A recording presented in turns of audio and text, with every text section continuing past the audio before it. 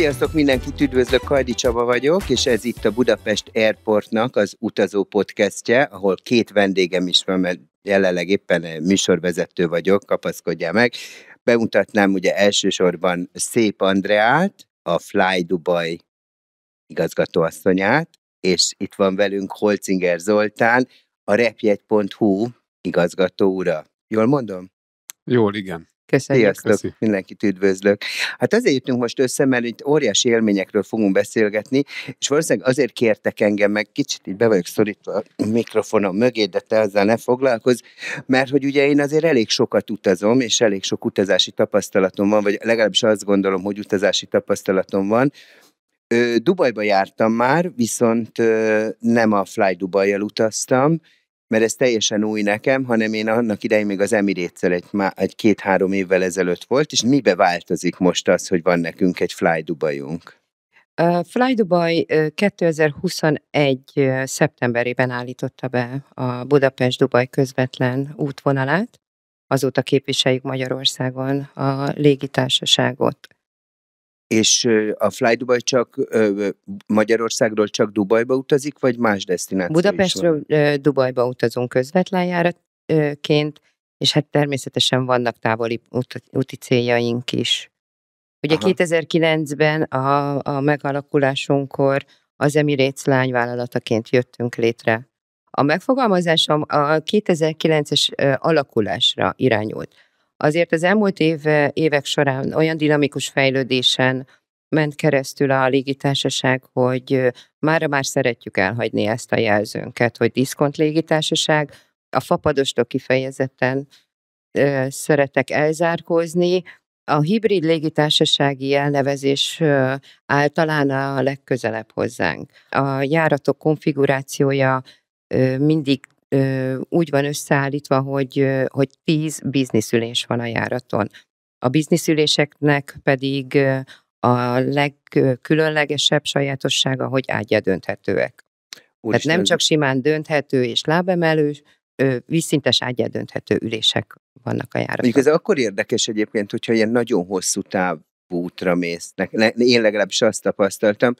Én voltam ilyen 5-6 órás úton úgy, hogy ez a teljesen diszkomfortos, tudod, amikor mozdítani nem tudod az ülést, az nem annyira kényelmes. De például az Emirates-nek a járatai az már egy igazán kényelmes utazás.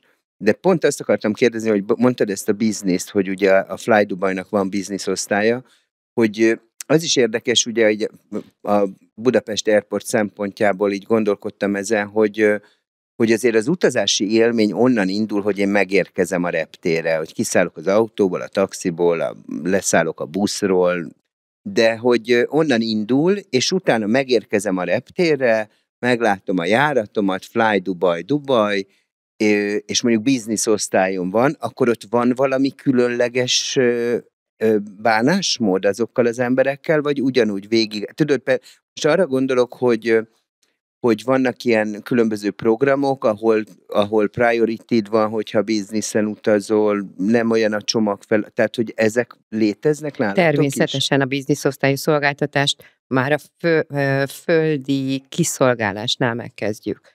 Tehát a külön dedikált pultot nyitunk a bizniszutasoknak, priority check-innel, fast trackkel, és dedikált business lunch is biztosítunk utasainknak. Aha.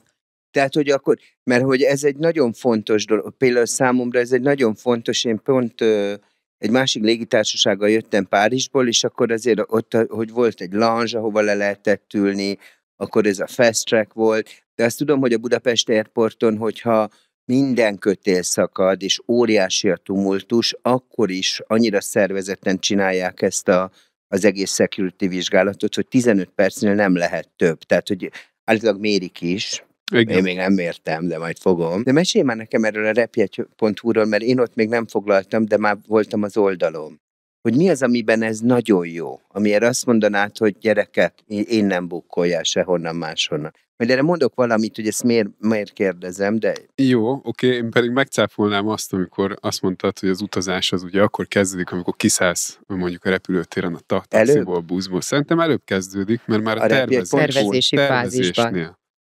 ugye elkezdődik a tervezésnél, hogy hova utazzunk, ugye mi azt tapasztaljuk, hogy azért 7-8-szor is megnézi az ügyfél magát a repülőjegyet, miután lefoglalja. Érdekes dolog, hölgyek keresnek, férfiak foglalnak. Szóval ez egy ilyen nagyon érdekes, amit így észrevettünk. Mert az egyik keres, másik fizet. Pontosan. Napközben a hölgyek keresnek, a nők keresik a repülőjegyeket, este pedig, amikor ugye megindulnak a foglalások, akkor pedig a férfiak azok, akik a foglalásokat Mert figyelj, szerintem a nőknek van türelme ilyenekhez, tudod? Tehát, hogyha igen. Meg a kreativitás, ugye? Tehát a férjek azok szeretnek csak becsatlakozni. Meg csak a végén. De egyébként ez tök érdekes, hogy lakást keresel, és ha hazamész, és azt mondja a nejed, hogy akkor költöző, jó, akkor nézzél lakásokat, és igen, akkor majd szóval azt a 3-at mutasd meg, nézd meg az 50-et. És a lakással, meg az utazással is ugyanígy vagyunk, szóval igen, köszönöm szépen ezt a fonalat, mert abszolút ezt én meg tudom erősíteni. De hogy ugye miben vagyunk másak, vagy mondjuk miben tud más tenni egy értékesítő iroda. Mert gyakorlatilag van egy elérhető ügyfélszolgálat, egy magyar nyelvű ügyfélszolgálat, van egy egyszerű foglalási folyamat, ami adott esetben nem minden légitársaságnál elérhető. Vannak olyan légitársaságok, akiket el lehet érni, az ügyfélszolgálatát magyar nyelven, de azért nagyon sok olyan légitársaság is van, akit egyszerűen nem tudnak felhívni. Egyébként ez nagyon érdekes, mert most voltam pont Közel-Keleten, vettem részt egy társasúton. Nem volt annyira társasút, de egy társasút volt. Én az ibusszal utaztam, és hát isteni volt, őt Fekete Mihálynétól kezdve mindenki jött, de ez volt az évi nagy utazások, minden. És hogy azt figyeltem meg, hogy ezeknek a társasutaknak is az embereknek szükségük van arra, hogy legyen egy supportjuk. Tehát én el tudom azt képzelni, hogy akár a Fly Dubai-nál is, akár egy most nyilván ez nem egy charterjárat, de hogy szüksége legyen egy társasút, hogy ott valaki fogadja őket, idegenvezető, különben így bolyonganak a Marika nénik, érted, jobbra-balra, egy teljesen idegen országban. Tehát, hogy... Abszolút egyetértek, meg igazából ahányféle ember, annyiféle utazási szokás. Itt én úgy gondolom, hogy a társas... tapasztalat, igen. Igen. A társas utazásnak megvan az a fajta biztonsága, hogy akkor, hogyha elmész, nem tudom, Párizsba, akkor te fogod látni az Eiffel-tornyot, be fogsz tudni jutni a Louvre-ba, de ott van az a közeg, vagy azok az emberek, akik viszont nem ezt szeretnék, mert a Montmartre ők be akarnak szabadulni, felfedezni saját maguk, hogy milyen ott az élet, hogy milyen a vibe-ja magának a desztinációnak, és szerintem itt válik ketté az, hogy ki az, aki egy társas utazásra szeretne menni, és mondjuk ki az, aki pedig egyénileg intézi a repülőjegyét, a szállásfoglalását és magát. Az, hogy hát valószínűleg a tapasztalt, aki utazásban tapasztalt, az önállóan akar utazni, aki meg kevésbé, az meg szeretné, hogyha egy ilyen csapathoz tartozna, és ott nem biztonság, jaj, várjál, mosdó, hol van, ez mi van? Tehát, hogy így nem szabad elvitatni az utazási irodák és az utazás szervezők létjogosultságát. Szerintem annak ellenére, hogy egy nagyon digitális és dinamikusan fejlődő világban vagyunk, és a modern utas valóban megszervezi már magának az utazását. Én most azt tapasztaltam, főleg a hazai utas közönségre, hogy van egy olyan utazó réteg, aki igenis azt szeretné, hogy akkor érzi magát biztonságban, ha ő mögötte ott áll egy szervezet, aki egyébként irányítja. Én nem ilyen utazó vagyok, de ugye ez azért is van, mert nyilván azért, mert beszélek más nyelvet, meg nagyon sokat utaztam, tehát hogy meg munka miatt utaztam, tehát például nekem ez a repjegyfoglalás, ez egy abszolút munkadolog, mert ugye mi a modelleknek is folyamatosan mi vettük a repülőjegyeket, sok modellünk dolgozik különböző távoli országokban, ott egyébként sok esetben utazási irodával dolgoztunk, most például egy olyan sztoriba futottam be, hogy anyukám utazott volna vissza Nizzába, a kis kutyájával, egy 3 kilós kutya, azt föl akarná vinni a gépre, de a weboldalon, ugye a légitársaság oldalán nem tudja fölvinni, akkor menjen ki ugye a Budapest Airportra, ott beszéljen nem tudom, ezzel a légitársasággal. Tehát a vége egyébként az lesz, hogy egy utazási iroda, ugye, akik teljesen más foglalási rendszeren vannak, intézi el azt, hogy ő tudjon utazni. Igen, ez így van. Mert például nem mindegyik repülőjáraton vagy légitársaságon szállítható egy kis állat. Akkor melyiken lehet Igen. szállítani? Akkor azt visszaigazolni. Szóval mondjuk ebben tényleg ebben is hatékonyan tud segíteni egy utazásról. Most eszembe jutott egy másik dolog, hogy ugye gondolom a Fly Dubai maga is értékesíti jegyeket a saját felületén. Így van. Ez hogy fér meg mondjuk a repjegy.hu-val? Ott tökéletesen jól Tehát fér nincs meg. feszkó fenébe, azt hittem, Nincsen lesz feszkó, valami sőt, jó. nem, hogy nincs feszkó, hanem ugye egy légitársasági értékesítés több csatornán valósul meg. És ilyenre meg partnerekkel, mint a Veco Travel, illetve a repjegy.hu oldalt tudunk olyan szerződést is kötni, ami mindkettőnk érdekét szolgálja. És akkor ez nem lesz drágább a repjegyem, hogyha a repjegy.hu-n foglalok. Nem lesz drágább, hanem olcsóbb lesz. Igen, mert ilyen jó szerződéseket tudunk Így kötni van. a légitársaságokkal, mint a Fly Dubai. Ja, hogy akkor még olcsóbb is lesz. Igen. Dubaj alapvetően bekerült a top 10-es desztinációkba az elmúlt években, ugye mind keresésekben, mind pedig foglalásokban, és nem csak Dubaj, hanem gyakorlatilag Dubajon elérhető, vagy a Dubajon átszálló utasok, mint Zanzibár, Maldív, ugye ezek azok a desztinációk, amik pedig ebben az időszakban, novembertől mondjuk pont a mai napig, azt látjuk, hogy ezekre is nagyon-nagyon sok keresés érkezik. Például ilyen top 20-as desztináció a Maldív, Zanzibár.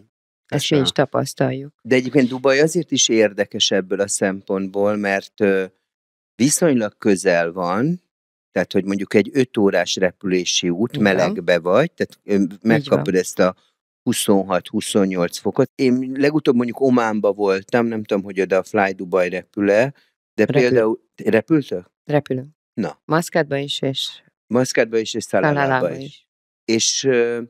És például ott ilyen 28 fok, az ugye egy 2 órával távolabb van, mint Dubaj, körülbelül, ugye az az útirány, de ott már ilyen 28 fokos az óceán, tehát azt hiszem az Indiai óceán van ott is, és akkor az már egy egyen jobb, de még sincs annyira messze, mint elmenni a Maldív-szigetekre.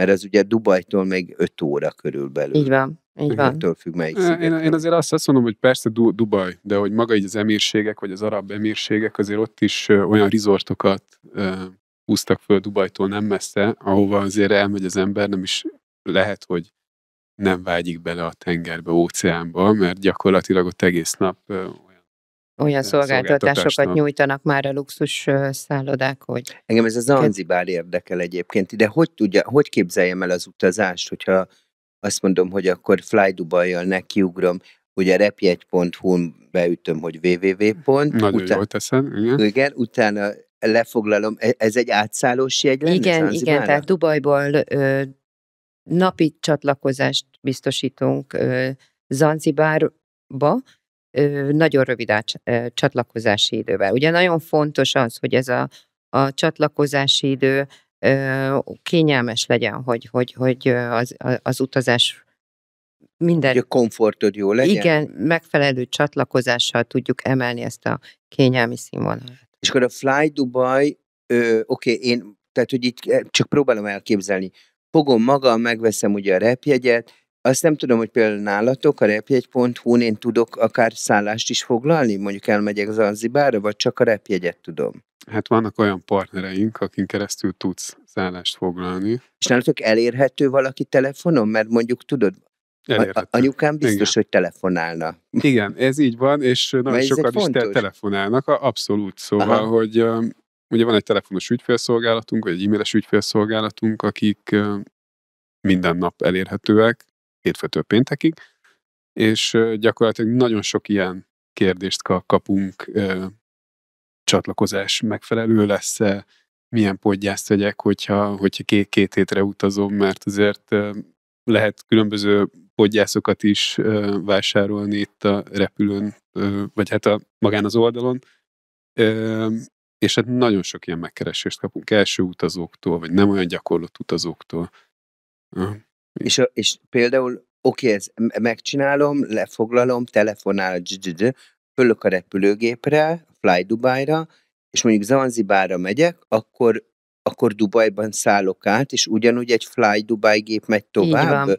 Tehát például én kimegyek a reptérre, nem tudom, hogy mikor indulnak a gépek, mondjuk a Dubajban mondjuk esti járattal, egy istenit vacsorázom ott a Liroyba, ugye a Budapest Airporton, ott fönn az emeleten ott szoktam reggelizni, vacsorázni ilyeneket, és utána föllök a gépre, és akkor ez hánykor indulnak általában Dubaj A felé? Fly Dubai járatok minden nap este 10 órakor, fél 10 és 10 Ja, hogy órakor mindig, indulnak. tehát ez egy éjszakai. Ez egy éjszakai járat, Ja. másnap reggel 6-37 óra között megérkezik a gép Dubajba, és legközelebbi csatlakozásunk 10 órakor már akár melyik Beyond Destination-önkre, de többek között az Zanzibárra már tovább lehet utazni. És például van alkoholfogyasztás a Fly Dubai járatain? Csak itt nem... Lehet alkoholt vásárolni. Aha. Egyébként van melegételszolgáltatásunk a járaton, ez nem tartalmaz italfogyasztást, de vásárolni lehet a járaton. De például rendes melegételt, vagy rendes egy ilyen melegételt, krokmössziőt kell ott meg? Nem. Melegételt szolgálunk föl, és választható menüből. Mindig van egy... De ezért fizetsz?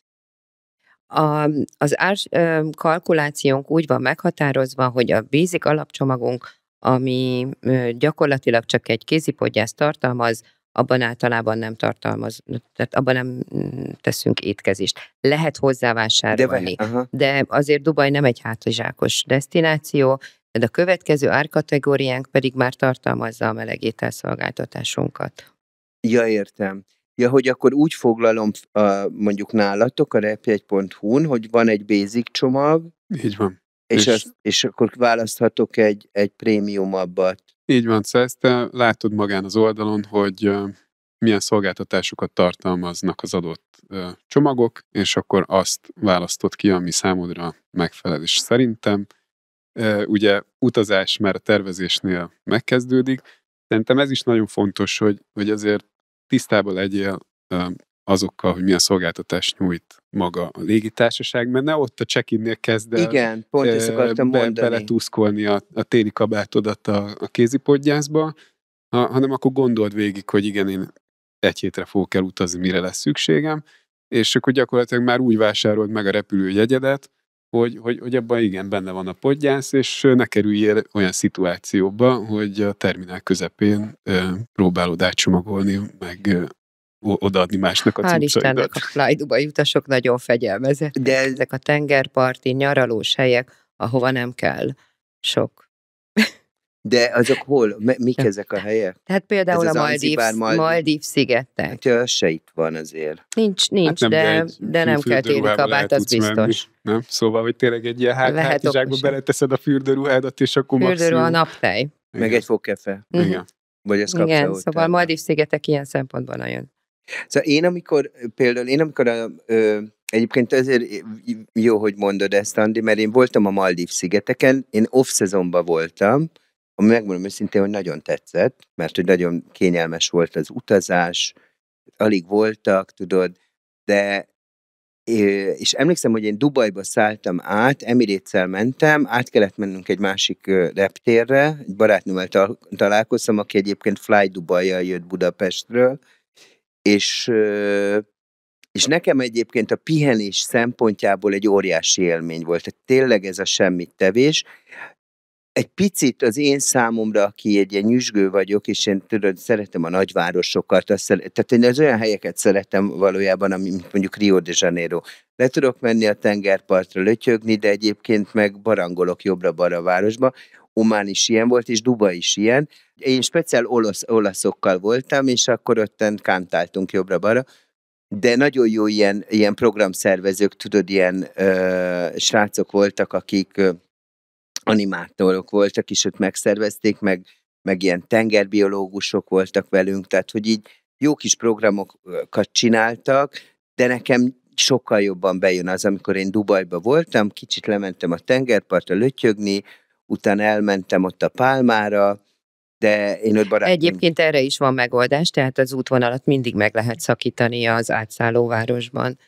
Tehát, igen? Hogy meg lehet állni mondjuk egy Dubajban pár napra, és akkor Tehát meg tudom azt bizonyos csinálni, hogy elrepülök Dubajba, ott vagyok 3 napot, és akkor természetesen. Igen. Igen. utána... És ez Aha. egy nagyon keresett is egyébként ez az út megszakításos lehetőség, amit most már tényleg egyre több légitársaság biztosít, és akkor egy utazással 2 desztinációt is fel tudsz fedezni. Szerinted egy Maldívnál, én utazási irodával voltam, mi a jobb, ha te magadnak foglalod, vagy ha egy utazási irodával utazol?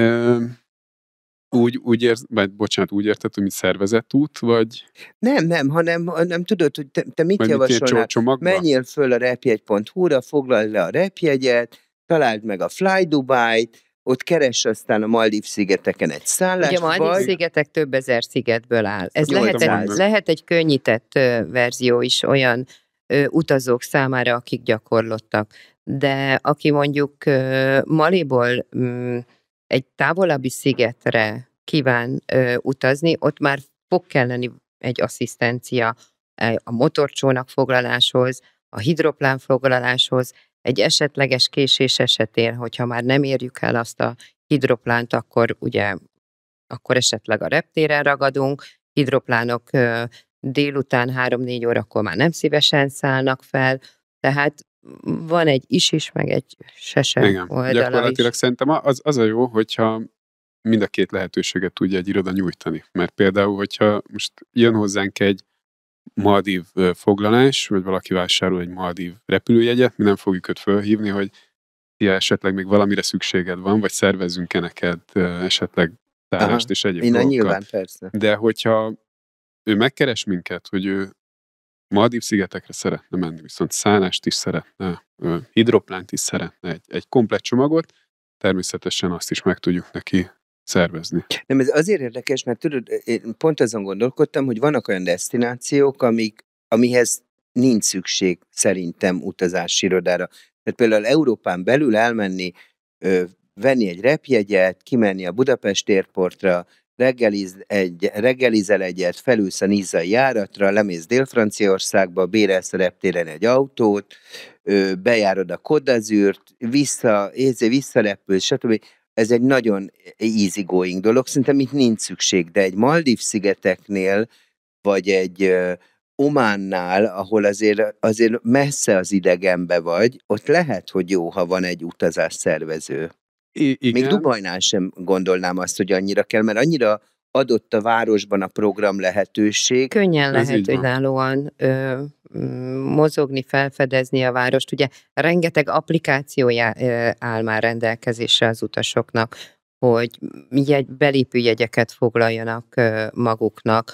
Ugye Dubaj ez egy könnyített verzió, mert ugye az infrastruktúra is olyan mértékben kiépült, hogy igazából olyan a közbiztonság, hogy nincs ilyen jellegű félelme az embernek. Aha. Maldív-szigetek pedig Hát de pont ez az egy másik. hidroplán, A hidroplán a szervezéshez feltétlen. Ezt egyébként látjuk is, hogy azért az elmúlt időszakban, főleg Covid után nagyon sokan fordultak olyan irodákhoz, akik meg tudják számukra szervezni. És ez a fajta biztonság, amit egy utazási iroda tud nyújtani, hogy akkor én tudom, hogy igen, ott lesz a taxi, ott lesz a hidroplán, ott fognak várni a szállodába, ez felértékelődött, de most megint egy kicsit ilyen visszarendeződést veszünk észre, hogy az egyéni utazások, akár Seychelles-szigetekre, akár a Maldív-szigetekre, ezek megint elindultak nálunk is, és látjuk azt, hogy tényleg csak a repülőjegyet megveszik, de utána azt, hogy ők a szállást és az egyéb szolgáltatásokat, azokat teljesen maguknak intézik. És még egy jutott eszembe, hogy egy picit meg nagyon érdekel, hogy milyen például az utazási közönsége a Fly Dubainak, és hogy mondat erejéig, hogy milyen az utazási kultúra, hogy tapasztaljátok, hogy utazunk mi magyarok. Ugye azért nekem például nagyon érdekes a charterjáraton is, amikor a fokhagymás fasírt előugrik, tudod.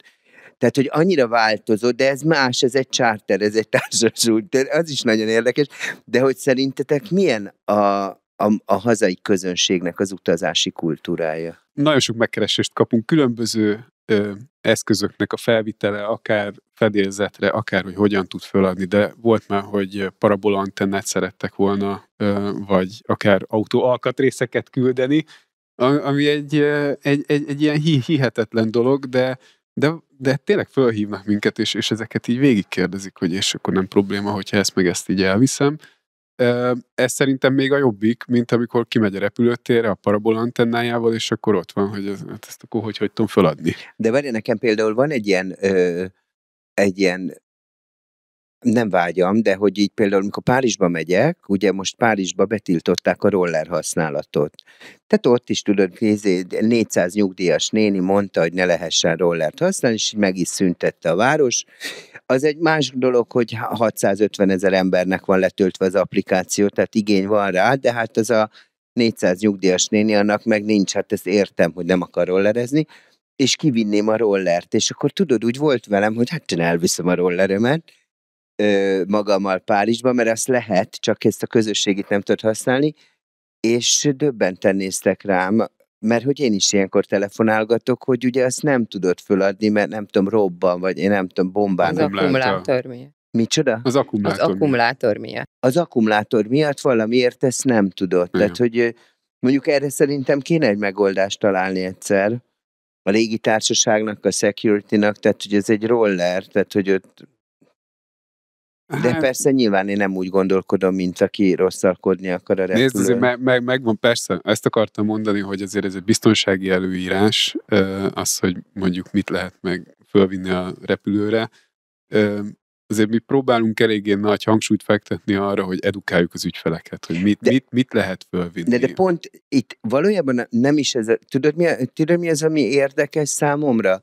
Hogy mondjuk én nagyon sokszor ezt látom, és sokszor be is mondják, azt nem tudom, hogy a Fly Dubai-on van-e ilyen, de hogy a legtöbb ember mondjuk, ugye, ahogy kimész a reptérre, ott van a Heinemannak egy ilyen üzlet, egy ilyen nagy bevásárló része, ahol mindent meg tudsz venni, a parfümtől. Én ott szoktam egyébként parfümöt, meg naptejet, meg ilyen arcápolási őrületet venni, mert ugye azt már tudom használni a repülőn, tehát ez már nem a naptejet, de mondjuk egy arckrémet, ezt már tudom a repülőn használni, de ugye nagyon sokan ugye nem ilyen szépészeti hülyeségben vannak, hanem azt mondják, te figyelj, vegyél már 3-4 kis tüskét. Szerintem azért az is nagyon fontos, hogy ahova utazol arab világba, tisztában legyél azzal a kultúrával, ahova utazol. Ez egy fontos lenne, de azért igen, tehát hogy ebben lenne nekünk egyébként és szerepünk, hogy... És főleg ebben az időszakban, amikor gyakorlatilag a téli időszakban ugye a nyárba vágynak az emberek, és akkor olyan távoli desztinációkra utaznak, ahol teljesen más kultúrával találkoznak. És azért az egy hatalmas nagy döbbenet, hogy ugye be is viszik ezt a fajta magyar virtust. Én általában mondom, Dél-Amerikába utaztam, tehát, hogy Rióba mentem, Buenos Airesbe, és azért nem tapasztaltam ezt, tehát nagyon jó volt mindig a nyárba menni, de ugye mindig egy európai átszállás volt, tehát vagy Frankfurtba, vagy nem tudom, Párizsba szállsz át, attól függ, hogy melyik társasággal mész. Úgyhogy ott már nem találkozol a magyar utasokkal, mert ott már mindenki másfelé indul el, de nekem egy van a bakkancslistámon, ahol még nem jártam, az Tájföld. És most pont ezen, azt nem tudom, hogy ti repültök-e Tájföldre. A Fly Dubai repül Pattajára is, és Krabira is. Azt nem is ismerem. Az milyen? Arra mit kéne tudnom? Valójában mind a kettő egy klasszikus nyaralóhely. Tehát, hogy amikor a télből a nyárba vágyunk, akkor ezek pontosan azok a desztinációk, amik ezt meg tudják valósítani. Trópusi környezet, homokos strandok, csodálatos luxus szállodák, szállodához tartozó éttermek, és hát rengeteg szórakozási lehetőség. És akkor rakjunk már össze egy ilyen utat, mondjuk én Krabira akarok menni. Hogy induljak el? Gyere fel a repjegy.hu-ra. Jó, hagyjál már. De utána mit?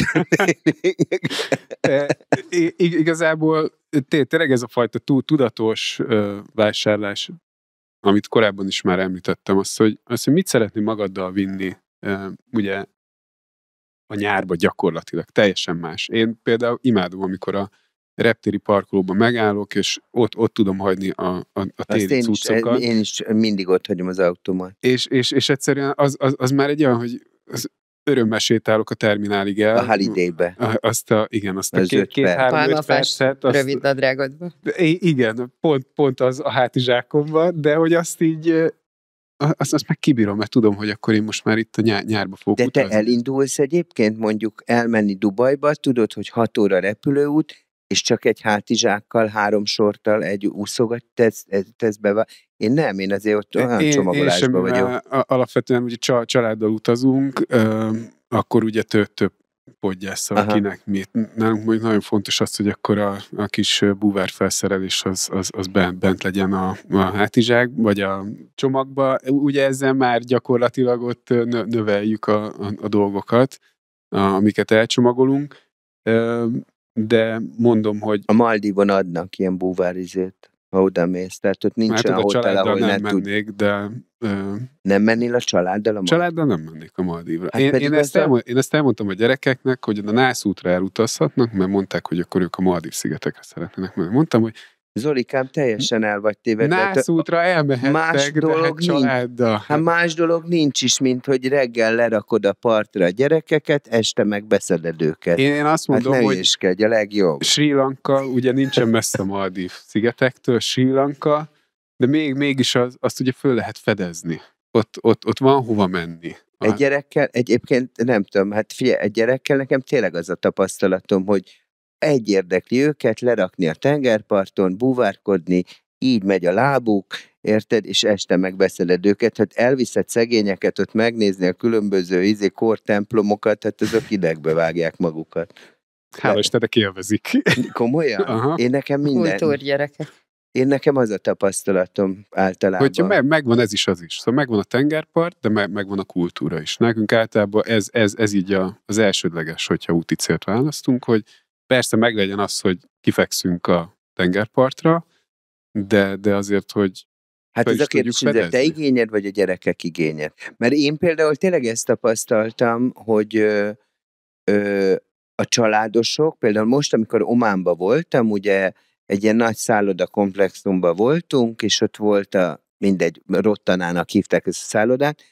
Mi mentünk mindenfelé, megnéztük a tömjénfáktól kezdve ilyen kulturális programokra, jobbra, mert nekem is elég 2 nap a tengerparton, tudod, ott pirulok, minden, aztán kész, de akik családosok voltak, azok végig egy csomó játék lehetőség, korongdobálás, röplabda, nem tudom, tehát hogy rengeteg program volt, és a gyerekesek azok nem igazán indultak el ezekre az utakra. Igen. Egyébként ez a gyerek dolog is annyira érdekes, hogy most már azért toleránsabb vagyok, hála jó égnek, de tudod, amikor fölülsz egy repülőre, előtted, hátad mögött oldalt, biztos, hogy ott fog 3 éves gyerekek ülnek, akkor én már így kapaszkodok. Ó, te jó Isten, mi jön? Mert ott de aztán elindul az ordítás. Entertainment kell. De hogy például erre szerinted lehet figyelni?